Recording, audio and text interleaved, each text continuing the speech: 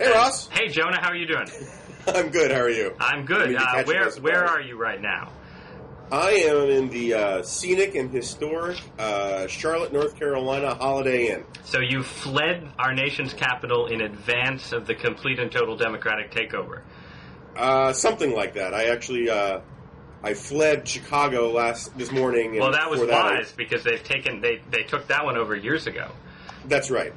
And no, I got to tell you, Barack Obama did a bang-up job there. It is a safe, corruption-free city. It's like Stockholm. It's amazing. Well, listen, those socialists, they know how to build a worker's paradise. So I guess we're going to talk today a little bit about the future of conservatism. It's obviously such as it is a topic being much debated at the moment in advance of what looks like, and we shouldn't say for sure, but what looks like another defeat for at least the Republican Party, if not American conservatism, in a week from now. And I should say, I think the gurus at Blogging Heads mentioned that this might be airing a little later, so I should say that we're talking on the Wednesday before the election. So if in the next 3 or 4 days, if this airs after that and the polls, tighten dramatically and McCain pulls into the lead and it comes out that, Barack Obama has a second family in Idaho or something, disregard all of our punditry. American conservatism is fine and everything's going to be great. Yeah, besides, no one will be watching Blogging Heads if McCain wins this because there'll be riots and power outages and all the rest. So not to worry. You joke, and yet, Yes, I tell people. Well, I actually think in the event of a McCain victory in the Electoral College and not in the popular vote, I think that my upper middle class yuppie bobo neighbors in Capitol Hill will be surrounding my house with torches, chanting, "Come down, Douthat, and face the music" or something. So no, I think you see Jacob Weisberg riding around on the hood of a Humvee, just taking pot shots at various. Isn't he already doing that? Didn't he do a drive-by at Cato just last week, and the Family Research Council before that? Anyway, so here's I just want to throw out sort of my big picture thoughts about where the conservative movement stands right now, and then you can tell me why I'm wrong or why I'm like 20% right or something. Okay. Basically, it seems to me, and this is obviously an argument that I've made before, but that the Republican Party has a serious domestic policy problem. It's the Republican majority was built on a set of issues, many of which no longer have the kind of political valence that they had 25 or 30 years ago, or even 10 or 15 years ago, issues ranging from crime and welfare to the middle-class tax burden and so forth.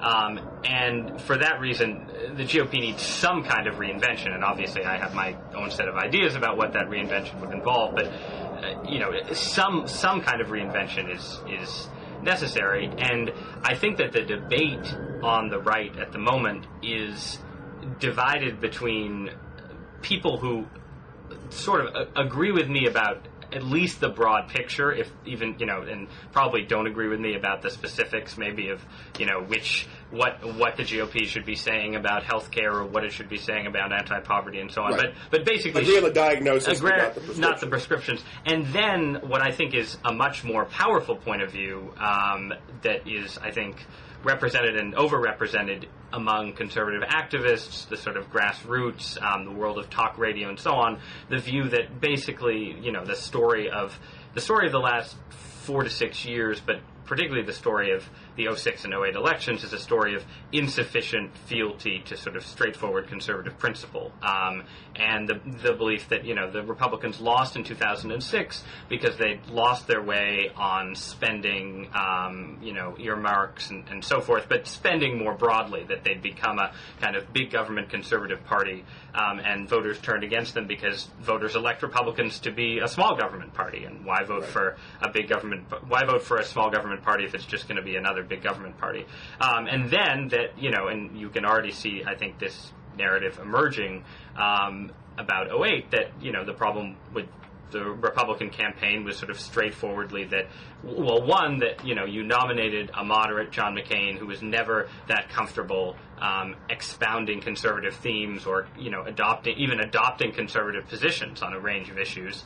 And two, that the McCain campaign had sort of failed to, in certain ways, take the gloves off against Barack Obama and really persuade Americans of just how radical Obama is, and, the sort of nexus of shady radical characters in his past has not been given the airing it deserves, and so on and so forth.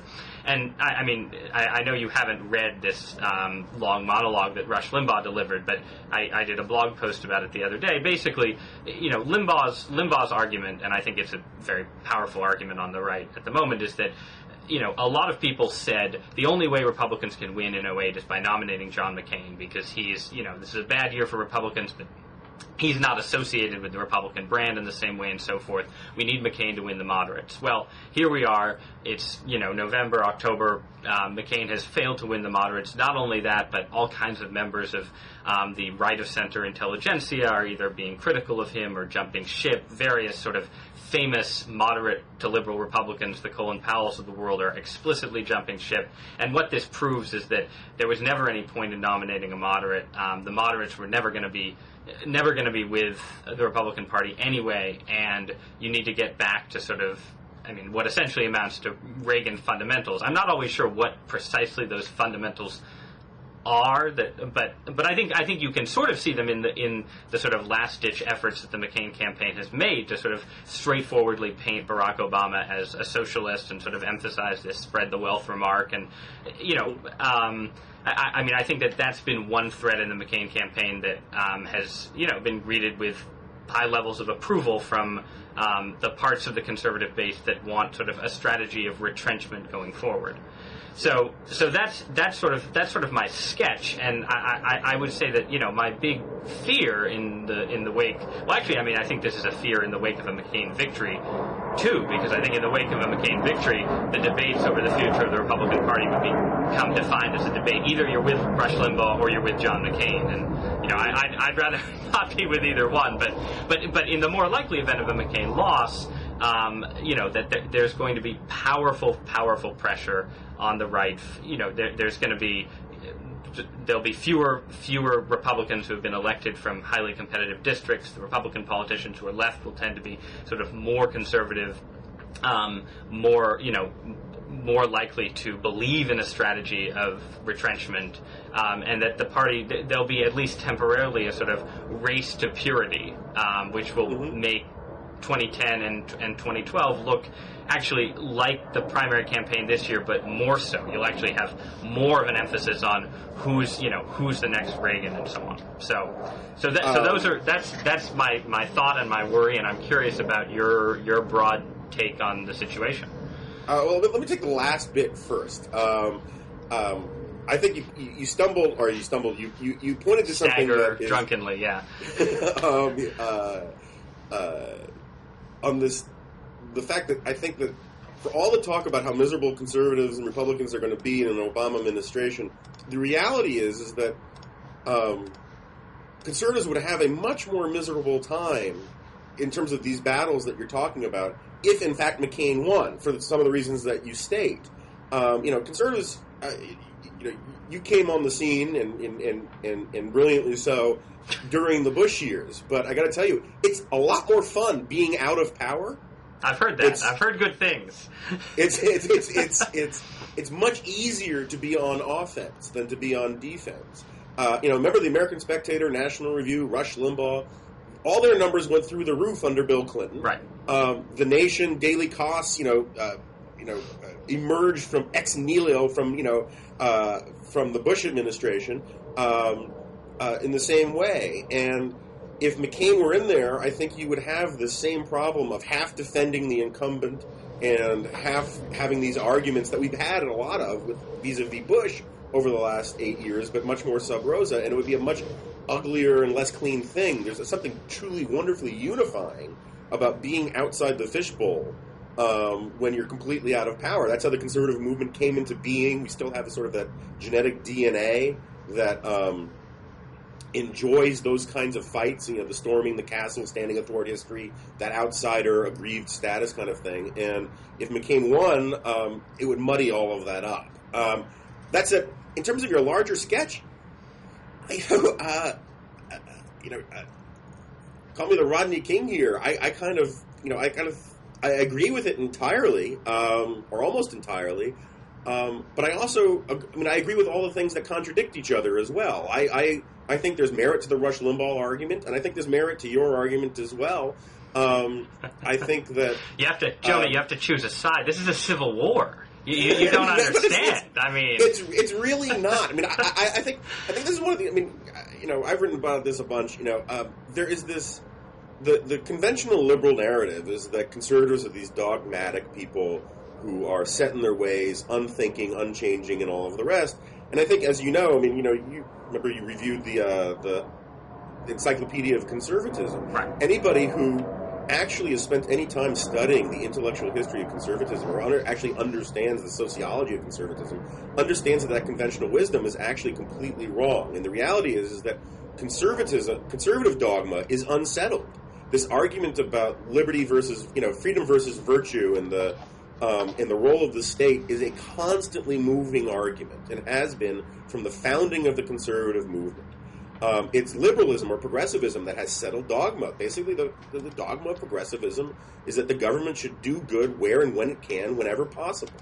And it's so much so that liberals have very little interest in their own intellectual history, and they spend most of their time talking about power politics and tactics and how to win the White House and all of the rest. And they're very pragmatic, and they elevate pragmatism to the point of a principle. And so I'm kind of looking forward to these fights, and I'm much more sympathetic to your position than I think you think I am. Here's the thing. I think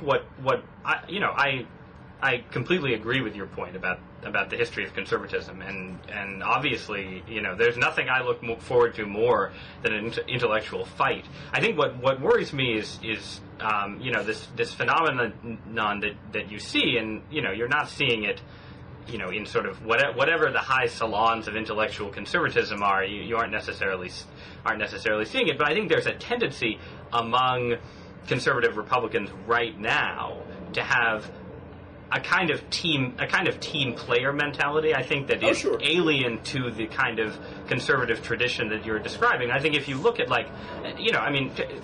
for instance, and I think it's sort of unfortunate in a way, but the sort of bigger picture debate about the future of the Republican Party, how much the Republicans need to change, etc., has been subsumed and overtaken temporarily, I think, by a debate over, was Sarah Palin a good vice presidential choice for John McCain? Right. And obviously it's an election season, and the stakes are very high, and people are very passionate on either side. But, I was in the midst, before we started this, of writing a blog post about this short editorial that, the conservative site Red State just published about conservative collaborators with Obama, right? And, and it starts out by talking about, the Colin Powells and the Scott McClellans and so on. And I think if there was ever someone who deserved to be accused of pure rank opportunism, it's Scott McClellan. But the editorial moves on down to, the David Brooks, the David Frums, the Peggy Noonans, the George Wills, all of these conservative columnists who have said very critical things of the McCain campaign recently, and specifically about Sarah Palin.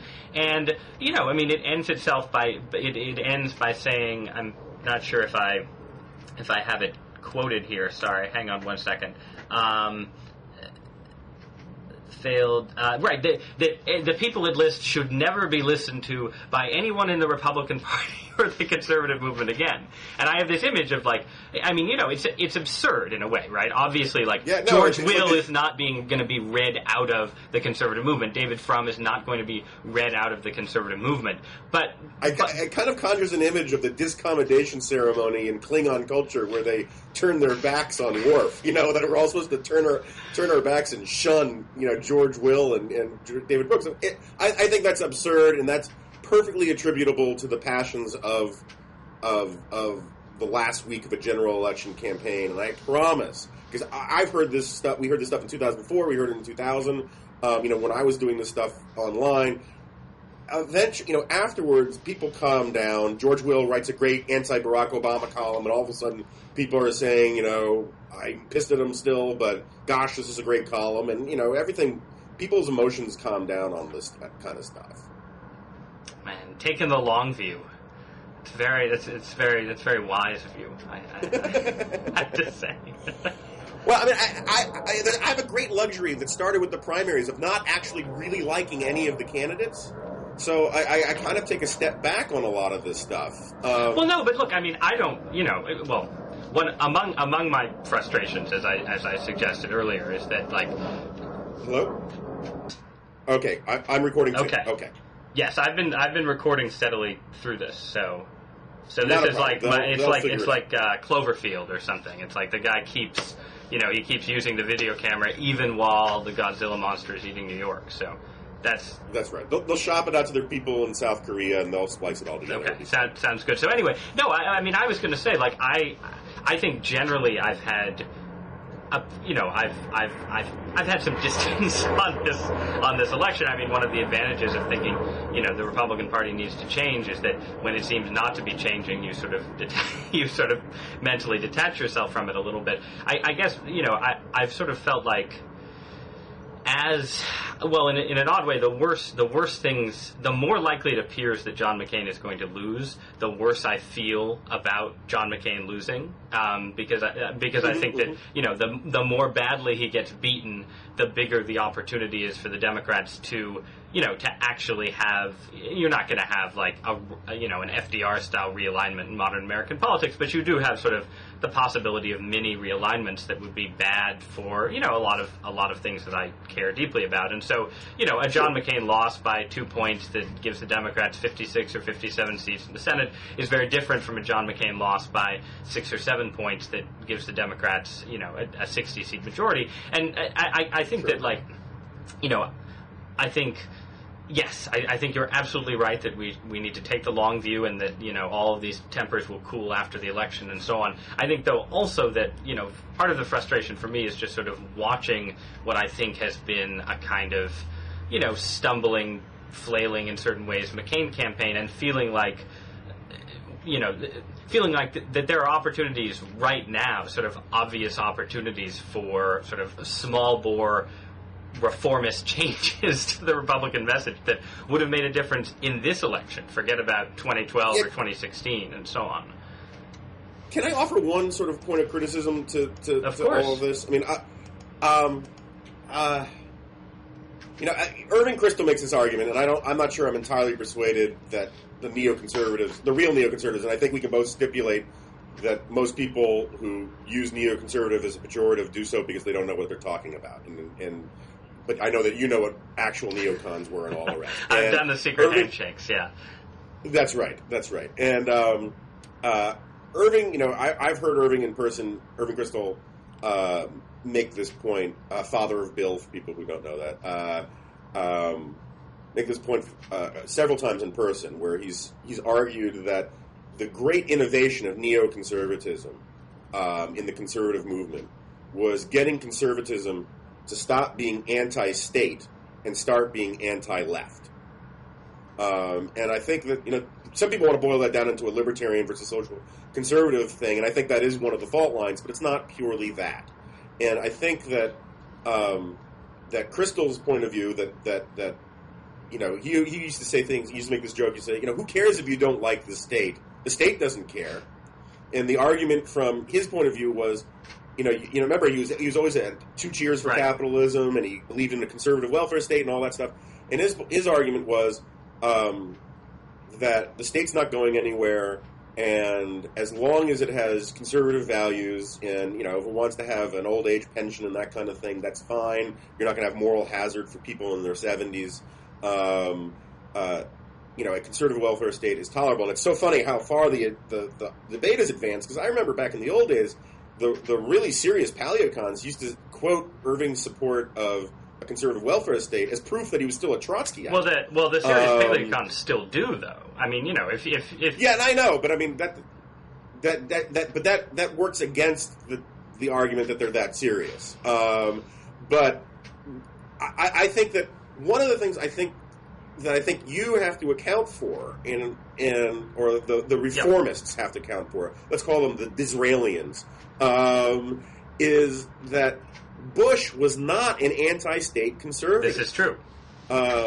And Bush took arguments that were very much a statist argument. And the whole compassionate conservatism thing, which I loathe, bought into the fundamental assumption of liberalism, which is that the measure of your politics are the measure of your soul, and the measure of your humanity is how much you support huge, inefficient government programs. And from No Child Left Behind to talking on the stump in 2000 about the toughest job in the world is to be a single mom, all of that kind of stuff.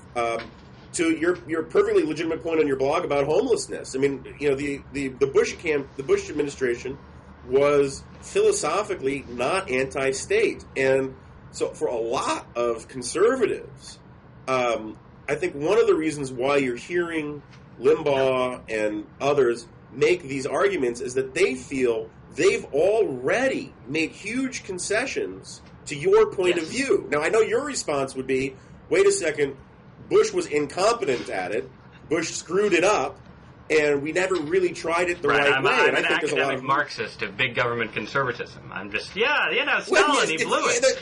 But I'm not. I completely take your point. I think you're absolutely right.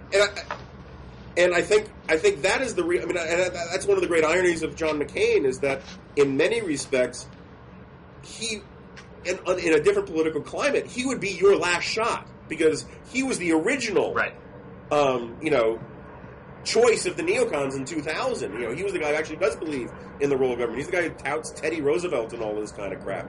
And so I think one of the reasons why there's so much passion from the anti-state conservatives, the Limbaugh conservatives, is they feel like they've got all this built-up buyer's remorse. They're pissed off that they're in such bad shape because they defended Bush for so long that they backed the wrong horse and all of the rest.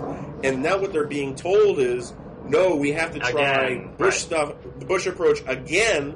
And they're like, wait a second. Why can't we go back to Ronald Reagan and Phil Gramm? We haven't tried that in a really long time. No, I think, look, I have no, I have counter arguments, but they're counter arguments that I would have to make to the Limbaugh conservatives. I think the broad point is absolutely correct that, the conservatives like me who say that, a sort of conservatism that proposes a frontal assault on the welfare state is politically impractical, and that conservatives therefore need to find a way to be, to promote reforms of the welfare state that offer the promise of shrinking it perhaps or curbing its growth over time, and that reform it in a conservative direction and so on and so forth. There's no question that we have to account for this huge thing known as the Bush administration and known as the failures of the Bush administration. And I think there isn't any way to do it except there are two ways to do it. There's a way to do it on a case-by-case basis and say, well, look, the Bush administration was right that the GOP needed to move to the center in certain respects on issues related to the welfare state. It just picked the wrong issues to do it on.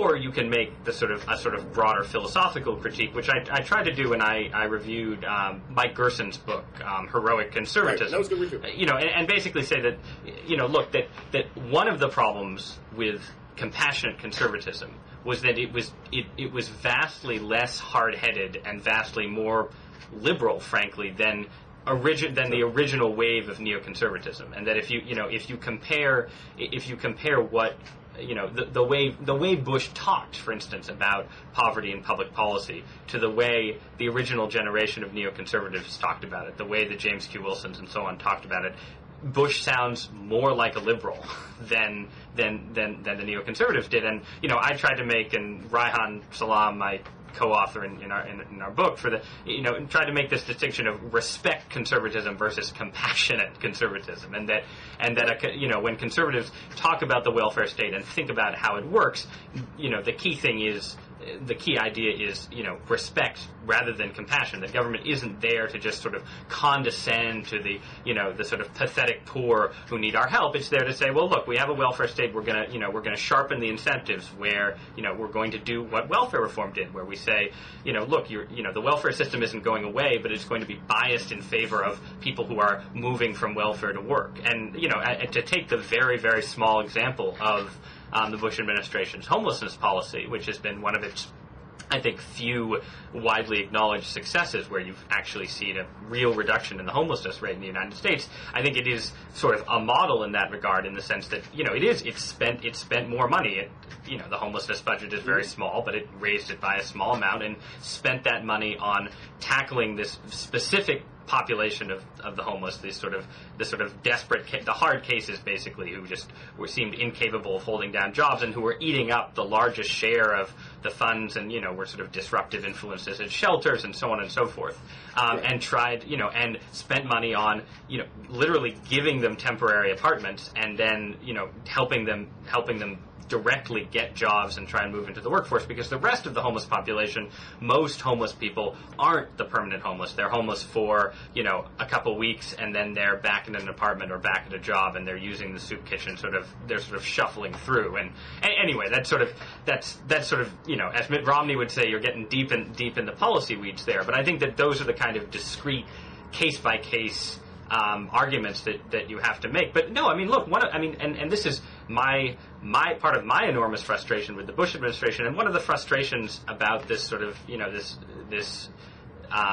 this debate, between whatever the Limbaugh faction and the reformist faction is that, I agree with Rush Limbaugh about a lot of the things that he attacks the Bush administration on. For instance, what the Bush administration's biggest betrayal, I think, of the conservative base in the second term was immigration reform. And I think that was a disastrous choice on the part of the Bush administration, and was a classic example of following the logic of compassion rather than the logic of respect. And that, that the old-fashioned neoconservatives, even though many admittedly actual existing neoconservatives tended to be very much in favor of immigration reform, but I think, the logic of the sort of, whether it's Giuliani era New York or what have you, the logic of that kind of position militates in favor of precisely what conservatives say they want: border security first.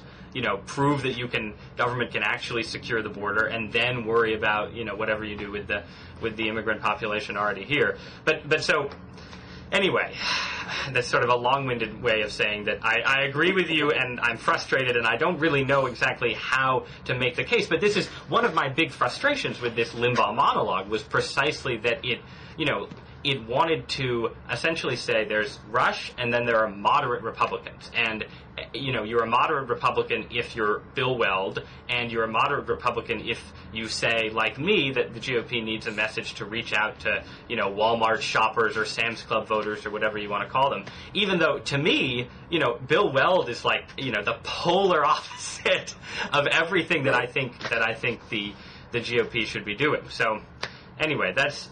Well, I mean, it seems. I mean, I personally like the respect formulation. I mean, one of my biggest problems with compassionate conservatism, and I make this joke about my last name's Goldberg, and I'm sort of an Old Testament kind of guy, and I like my conservatism with more smiting and wrath. I think that there's it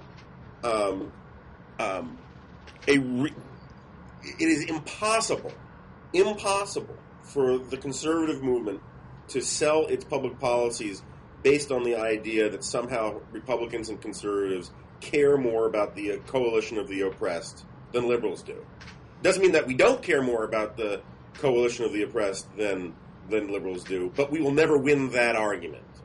I agree. And so No, I mean, I think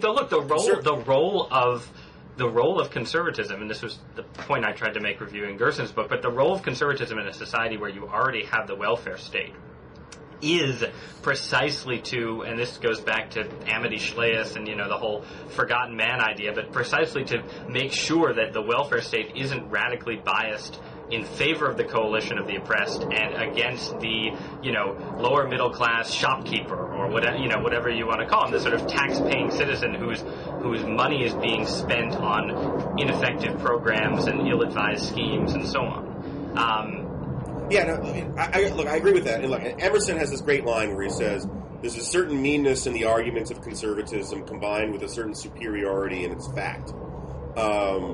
And what I think, in part, what he's getting at it and getting at there, at least what I like about it, is that conservatism, properly understood, I always thought was the more empirical ideology. I mean, the left has a fetish about numbers and plans and schemes and all these kinds of things, but conservatism actually looks at is by its very nature, because it believes that we're all formed from the crooked timber of humanity and that there's nothing new under the sun, is far more realistic and is willing to say mean facts if they're facts we're willing to tell the truth. And it seems to me that if you want to start winning some of these fights, you got to get meaner. You have to get meaner, but you also have to get. I mean, I think you also have to get more factual because, and I think no more empirical. I agree with that entirely. That there's. I'm just giving you a laundry list of frustrations here, but one frustration is that look, conservatives have sold a certain set of tax policies over the past 25 to 30 years on the grounds that these policies are the most likely to produce broad-based economic growth. And conservatives, I think, have been largely vindicated on that count. I think we're not the Reaganite solution to what Jim Manzi, who writes for National Review, calls a crisis of managed capitalism. That solution is not going away. We're not going to go back to 70% tax rates on the rich and so on and so forth. We're not, please God, even in the current climate, going to go back to the levels of regulation that we had in the 70s and so forth. But there is also this fact that conservatives have to reckon with, that there has been an increased dispersion of income in the United States over the course of this period, which may or may not be the worst thing in the world, but it's also coincided with some kind of stagnation in the incomes of working and lower middle class and middle class Americans. And conservatives don't need to have the liberal answer to this dilemma. They don't need to be, as Barack Obama would say to Joe the plumber, just saying, well, we just need to spread the wealth straightforwardly. But they have to be willing to say something about this issue, because it's an issue that shows up in people's perceptions of the economy. And I think, it showed up throughout the Bush years in the perception that the economy wasn't doing as well as the stock market figures and the GDP figures said it was. And anyway, that's it. Well, that you must, and I have nothing but sympathy for you. You must be particularly vexed by the fact that John McCain is congenitally incapable about talking about any of these themes in a compelling way, yes. Which is just further hurting the Republican brand. George Bush was terrified of seeming mean. He was terrified of saying anything harsh about anybody, because he wanted to seem like this uniter, not divider kind of thing, and the left ate him alive. And I'm all in favor, whether it's from the Rush Limbaugh crowd or from the new Disraelians or whoever. I am all for more hard-headedness and more empiricism and all of the rest. I mean, that's the stuff I cut my teeth on. I mean, I sort of lived in the offices of the Public Interest in the 1990s. And I love that stuff. Public Interest is the Claremont Review of Books is one of the great new editions, but the loss of the Public Interest is still it's a horrible loss, and I have real criticisms for the right for letting it die. I think it died at exactly the wrong time. It's quite possible that many of our viewers don't even know. I mean, people know about the Public Interest, but basically it was the Journal of Domestic Policy Neoconservatism. Would you say that that's a fair characterization? Yeah. I mean, it is. William F. Buckley always said that. If Irving said the great contribution of neoconservatism was being anti-left rather than anti-state, Buckley always said that the great contribution of neoconservatism was introducing the language of social science to conservatism. Yeah. Because prior to the neocons, conservatism was much more Aristotelian, much more abstract and sort of formal logic and all that kind of stuff. More von Mises than Hayek, right. Maybe you could say. Categorical. And because all these neocons were academics and former social scientists and the like, they brought that language in. We're actually able to question the left on its own terms. And I think conservatism could use a lot more of that these days, but it's going to be a long fight, And as someone who actually, I'm sort of like a war profiteer. I actually enjoy the fight, I'm a much happier warrior, I think, than you are about all of this. No, stuff. I think that's true. I mean, I think some of it too is that it depends on when and where probably you come of age, but it also I think I was a happier I think I'd repeat what I said before. I was a happier warrior when it looked less, there seemed to be less of a chance of a sort of straightforward Obama landslide. I also think the debates over Sarah Palin have been truly exhausting to me, and I actually think you've done a good job of staying out of them, which is probably a case where discretion is the better part of valor. Let's talk about Sarah Palin, because we can thumbsuck about the future of conservatism all day long. As you may know, my wife is from Fairbanks, Alaska. I follow Alaskan politics. I was touting Palin as a VP pick, long before I ever thought it was actually possible. And it's weird. I think it's legitimately weird. I think there is, in many ways, she is, like Barack Obama is a charismatic leader in the classical sense, in that people project their own aspirations and expectations upon Obama in ways that actually have almost no reflection of his actual record. This idea that he's this moderate bipartisan guy is actually very hard to corroborate given his actual record. But that's what people want him to be, and so that's what they see him as being. I think Sarah Palin is very much a similar kind of figure, both for her demonizers and her supporters.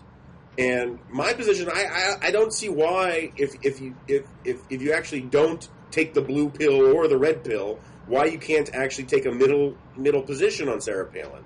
I think that she's been disappointing. Well, I think it's basically your position. I mean, but this is what's been frustrating is I've been sort of, I'll argue with one side and then I'll argue with the other. I mean, it seems like it should be possible to simultaneously acknowledge that she seems unready for the role that she's been thrust into, and that she is not the second coming of Ronald Reagan, and also say that she was that she was a pretty good governor of Alaska, that she is not a terrifying theocrat of the North come down with a pitchfork to smite everyone, and that I think that a lot of sort of conservatives who I guess are in sort of my, broadly speaking, reformist camp have projected a lot of their anger with the McCain campaign specifically and with the Republican Party in general onto her, which I think is somewhat unfair. So, I think anti-intellectualism is a big problem in American conservatism right now, and I think that some of this has sort of manifested itself in the way people have rallied around Sarah Palin. I don't think Sarah Palin herself embodies some horrifying anti-intellectualism. I mean, it's not like Sarah Palin is the culmination. I think somebody said, maybe it was Ramesh, said just sort of, you'd think from some of the rhetoric about her that she was, built in a lab to be the culmination of terrifying trends in conservative history, and it's just. No, I agree that I am baffled by this newfound significance for the vice presidency. I mean, I thought it was a cliche of American politics that the vice presidency doesn't matter very much, and now all of a sudden, and I understand it's changed since basically since Mondale, it's been getting more important and more involved in all that. Fine, but these people they are stunned that a candidate would pick a vice presidential candidate for political reasons. I mean, oh my God, get me to my fainting couch. He picked someone for political reasons. And I think you're right. I think Sarah Palin has been treated indisputably unfairly by her harshest critics, sometimes to the point of discrediting those people for a very long time in my eyes. I mean, some of the things, particularly from the left, that idiot woman from Newsweek who said her greatest, hypocrisy is the pretense that she's a woman. I mean, the idea I'm supposed to take that woman seriously ever but again. I don't think you were taking that woman seriously beforehand. No, I know, and I'd never heard of her, to be honest. She's at the University of Chicago, but, that's the only reason I'll ever remember her now was because she said something that stupid.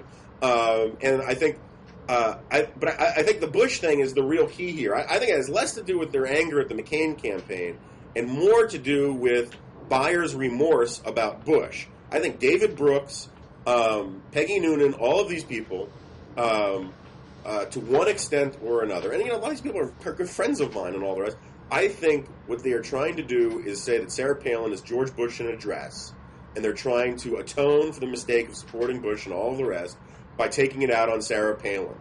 And I think it is it's displacement, it's projection, and it just does not stand much sort of serious scrutiny. I mean, David Brooks, his first indictment of Sarah Palin was that she wasn't going to be a sufficient check on John McCain.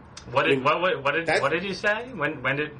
During the Republican convention, he wrote a column saying that the reason he didn't like Sarah, the reason he had misgivings about Sarah Palin, is that Sarah Palin isn't the sort of person who can check John McCain's instincts and be the kind of person to tell him no. Basically, that she's not going to be John McCain's Dick Cheney, although he didn't, make the analogy all the way. And the argument somehow being that shame on John McCain for not picking someone who is going to take John McCain to school every day. Yeah, I think I think your point about the weird inflation of the vice presidential role is well taken. I think in Brooks's defense, I think that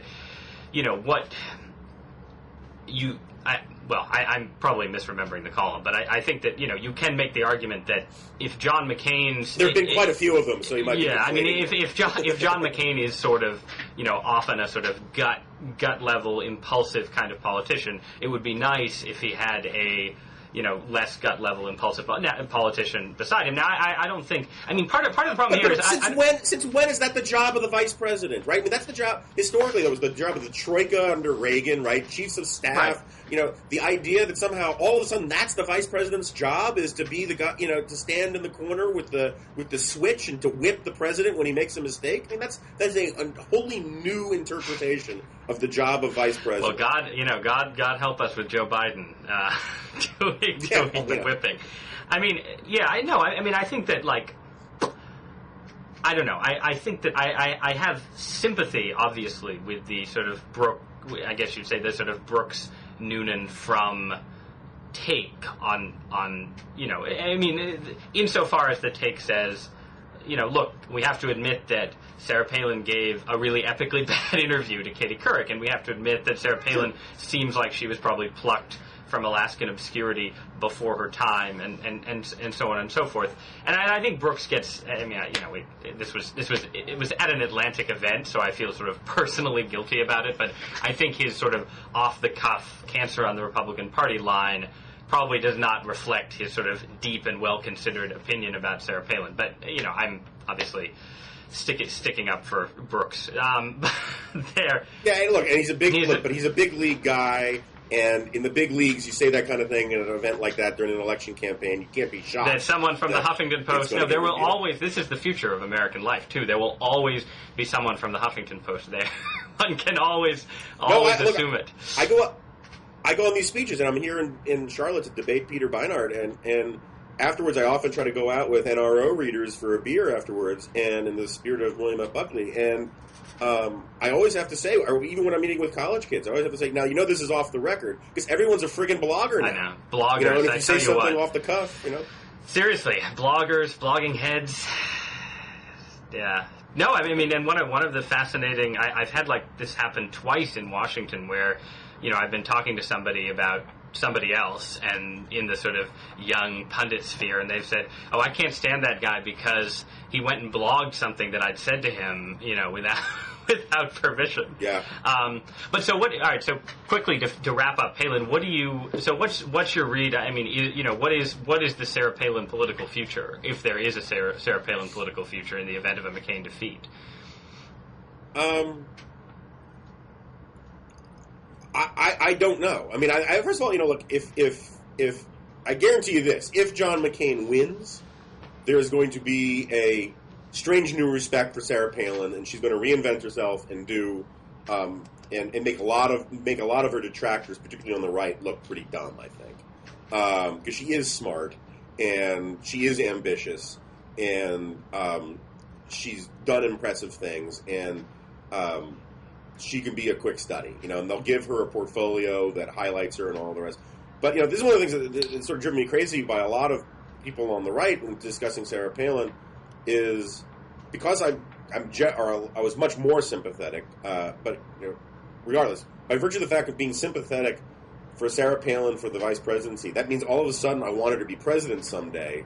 Doesn't really scan for me, and I think her political future remains to be seen. She'll go back to Alaska. She'll be a governor of Alaska.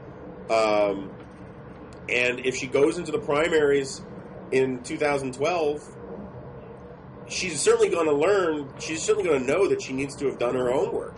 And in those primaries, if she gives the Katie Couric kind of interviews and responses and all the rest, she'll flame out and die. And if she does her homework for the next, 4 years, up in Juneau, and pulls it off, I think she's got a very good chance because she's got basically that sort of Huckabee kind of slice of the Republican Party plus some other elements. She were very she has the to her. potential. I think in this primary season, you saw a big divide between Huckabee evangelicals and sort of talk radio listeners. I guess you could say. The sort of talk radio world was very, very anti-Huckabee.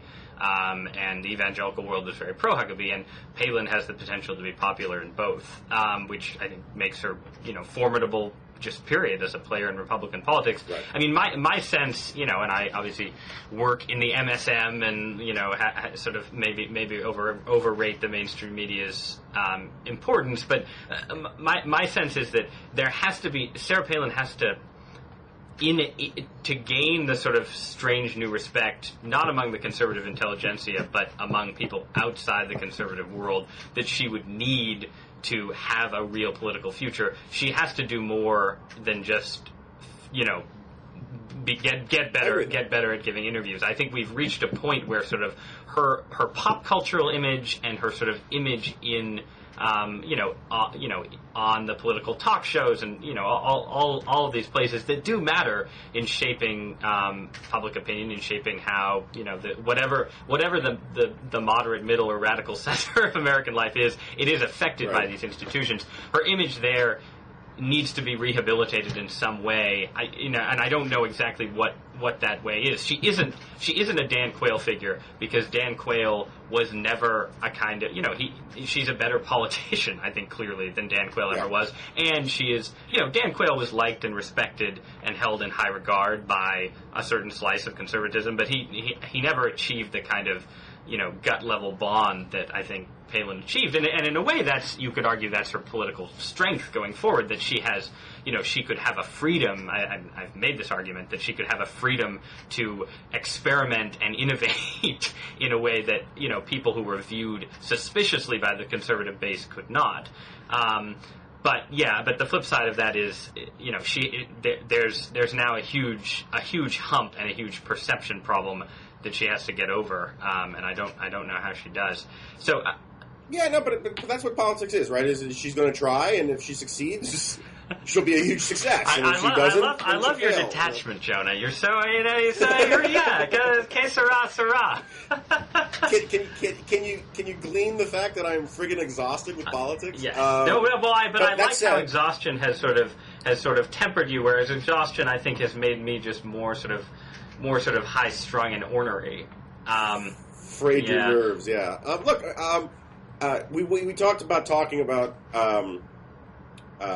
Bush years affecting you on foreign policy, me on domestic. Yeah, I just wanted to ask you about this because I've been meaning to ask you about it for a while, and you've said, and I think for understandable reasons, that you sort of moved rightward during the Bush years on domestic policy by virtue of sort of watching the various failures and fumblings of compassionate conservatism. And as I said, I think that's a totally understandable reaction. I find it interesting because I think I moved rightward in the sense of, whether you want to call this rightward, I think it's probably fair to call it rightward in the sense of moving in a more realist / crypto paleocon view on foreign policy for, I think, roughly the same reasons broadly. I mean, I think that I had sort of, you could just say sort of straightforwardly neoconservative views on foreign policy in the early years of the Bush administration. And I think now, when I look at, for instance, the debate over,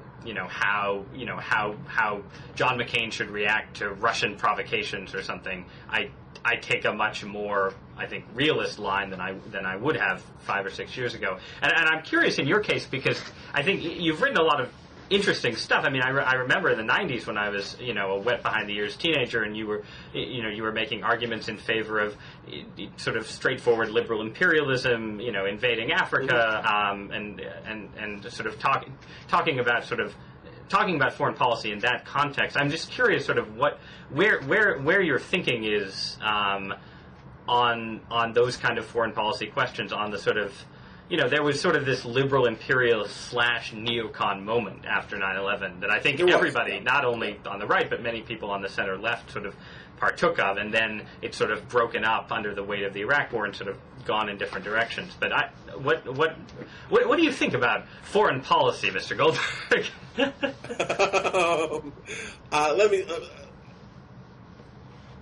Let me put it this way. I haven't really changed my liberal imperialism ideals that much, but I'm certainly more chastened about means. I think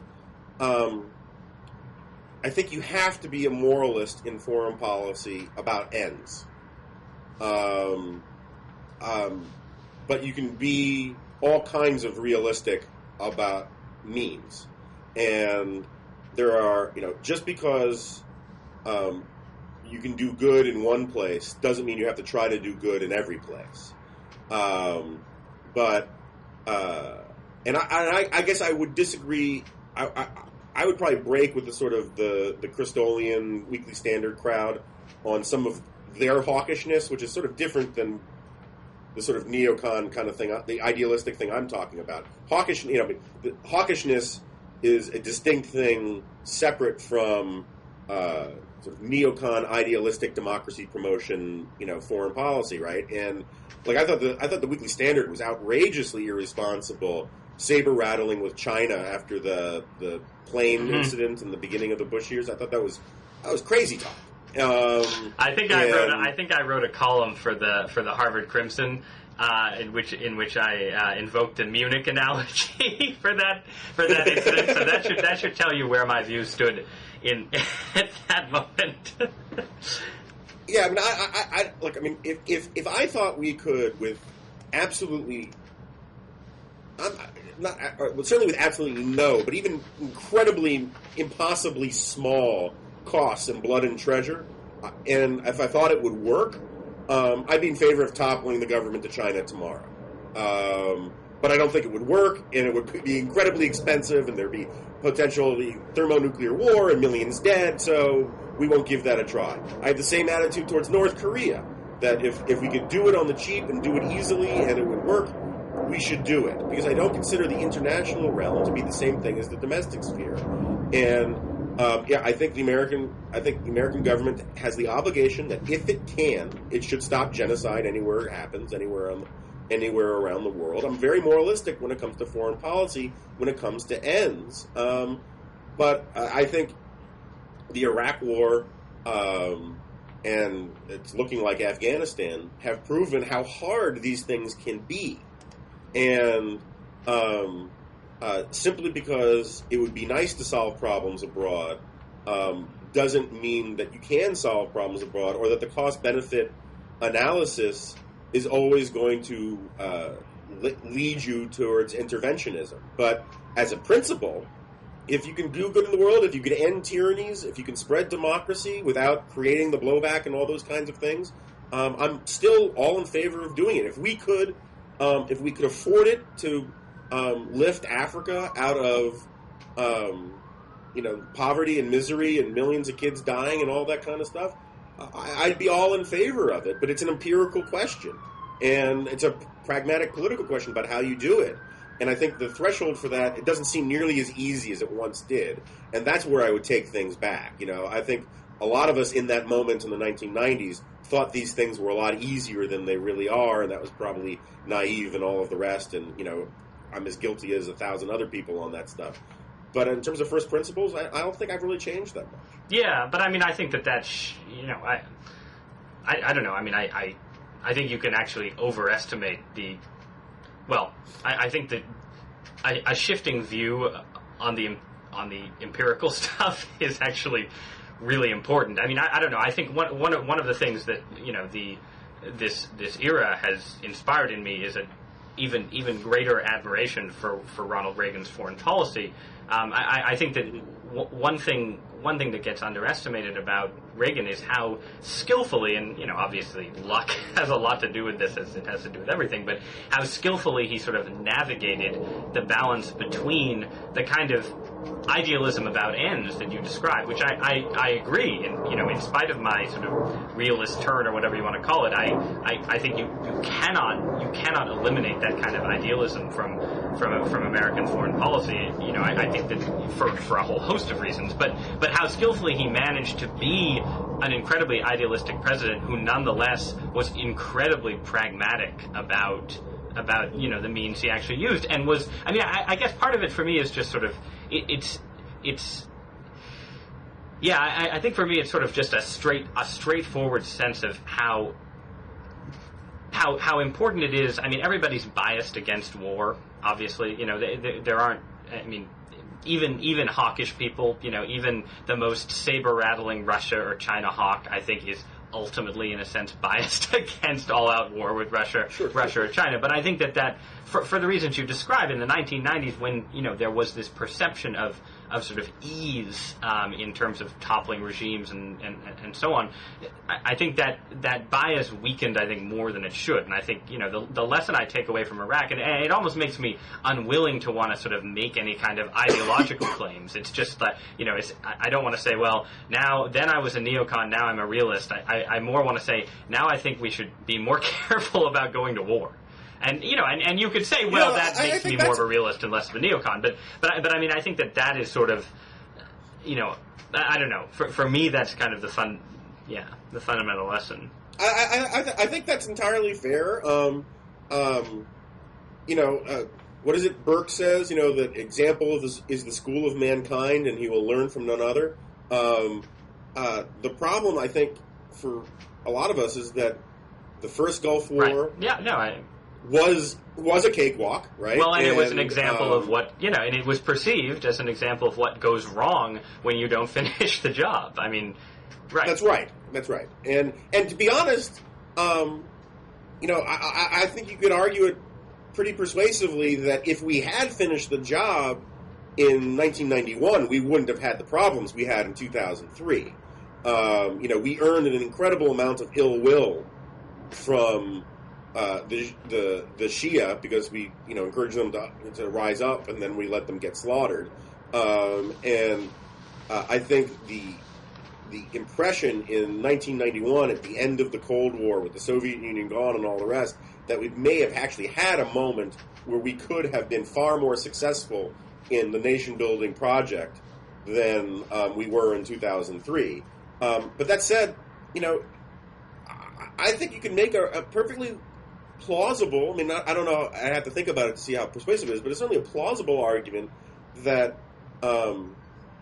there's an analog between the Bush domestic policy, your position on the Bush domestic policy stuff is that, you want the state to be more proactive and interventionist and do these smart things and not just be blindly and dogmatically anti-big government and anti-state and anti-redistribution and all that kind of stuff. And Bush delegitimized that. Well, I think there's also a pretty plausible argument that Bush did the same thing in terms of foreign policy. And, if the surge, particularly if the surge hadn't worked, it would have seemed like this kind of thing is simply impossible. When in reality, the greatest intelligence failure for the Iraq War wasn't the WMD thing. It was the complete boneheadedness of the CIA in understanding how unbelievably screwed up Iraqi society was. And I think the WMD one was pretty big, too.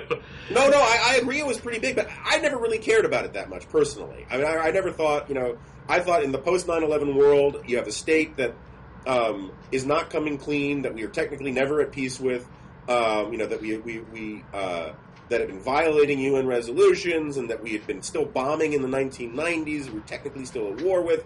And after 9/11, you have this regime applaud the 9/11 attacks and refuse to really disclose whether or not, it was playing keep away, guess what's behind my back in terms of WMDs. And I think in the post 9/11 world, you call bluffs like that. So I never really had a real problem with the fact that it turned out that there weren't WMDs there, because I thought there were other good reasons for going. What do you think about this?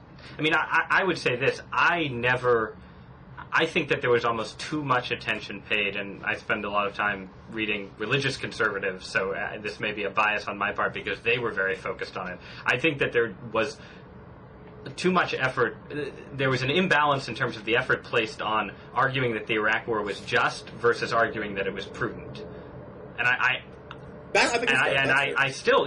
think I agree with you. I think the Iraq War, I mean, you can go deep into the ins and outs of Catholic just war thinking and so on, and obviously there are people who will argue that, preemptive war versus preventive war and so on, and this distinction. But I think you can make a just war case for the Iraq invasion. I think, though, that the importance of the WMD was that it, by elevating the risk that we were running by not invading, it de-elevated I'm not phrasing this right, but basically it made us, it made the sort of prudential arguments against going to war seem weaker, right? Because and so there, from that point of view, I think that, I think there were still good reasons to go to war without the WMD, but I think if we'd been less certain that he had WMD, we would have been less likely to say, well, the sort of our worries about, the problems of occupying Iraq are outweighed by the dangers posed by Saddam. But I think that's true. I think that's entirely fair. And look, I've written that I think the Iraq War was a mistake, in the sense that if we knew, how it was going to turn out, we wouldn't have done it. But that's different from saying that it was the wrong thing to do at the time. I mean, you can take the fork in a road because your map, the best indications from your compass and your memory about which direction to go says take the left fork. And then you go a mile down the left fork and you discover that you went the wrong way. It's perfectly fine to say that you made a mistake, but it is not the same thing as saying that you necessarily made the wrong decision given the information you had at the time. Yeah, no, I mean, look, I think people definitely forget the extent to which the Iraq War really was a bipartisan effort, and I think that there's a narrative, especially on the left, that the liberals who supported the Iraq War were sort of purely bullied into it, and or had some kind of Stockholm syndrome where the Bush administration was concerned and so on. And I mean, I remember that period pretty well, and there was too much credence given by certain reporters for the New York Times to certain claims the administration was making, but it was also the case that this was a war that a lot of people thought was a good idea. Yeah, no, look, I mean, I think that the one of the reasons why, in retrospect, it looks like conservative arguments weren't as good as they should have been for the Iraq War, I think has a lot to do with the fact that Democratic opposition wasn't what it should have been to the Iraq War. When the best spokesmen against the lead up to the war were people like Janine Garofalo and Scott Ritter. Right. No, I mean Ritter Ritter is in fact a lunatic. He just happened to be a lunatic who was one of the 5 people who got this thing right. But yeah, no, look, I mean, the conservative movement is full of all sorts of lunatics who happen to be right about one thing or another. I have no idea who you have in mind. Well, look, I think maybe we should wrap it up because, we both need to move on to fighting whatever wars await us. Several viewers will be gravely disappointed. That's true. That's true. Now they'll be furious. Well, Jonah, it's a pleasure. I hope we can do this again, maybe in a year or so when Rush Limbaugh has cut off my ear and pasted it to the wall of his radio station. So, or vice versa, or sewn a half-starved weasel into your small intestine.